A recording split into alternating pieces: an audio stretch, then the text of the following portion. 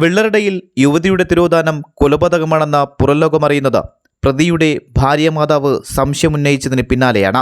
പനച്ചമൂട് പഞ്ചാംകുഴി മാവുവിള സ്വദേശിനിയായ പ്രിയംവദയാണ് കാണാനില്ലെന്ന് പറഞ്ഞ് മകൾ വെള്ളറട പോലീസിൽ പരാതി നൽകിയത്.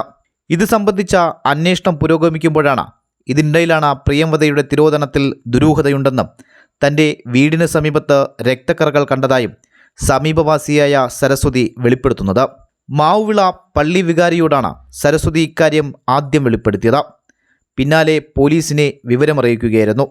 സ്ഥലത്തെത്തിയ പോലീസ് അന്വേഷണത്തിൽ രക്തക്കറയും മുടിയും കണ്ടെത്തി. തുടർന്നാണ് സരസ്വതിയുടെ മരുമകൻ വിനോദിനെ ചോദ്യം ചെയ്യുന്നത്. പ്രിയംവദയെ കൊന്നു കുഴിച്ചിട്ടതായി വിനോദ് കുറ്റം സമ്മതിച്ചു. വർഷങ്ങൾക്ക് മുമ്പ് ഭർത്താവ് ഉപേക്ഷിച്ചു പോയതിനാൽ പ്രിയംവദ ഒറ്റയ്ക്കായിരുന്നു. 2 പെൺമക്കളുമുണ്ട്. പെൺമക്കൾ 2 പേരും വിവാഹിതരാണ്. ഒരാൾ വിദേശത്താണെന്നാണ് വിവരം.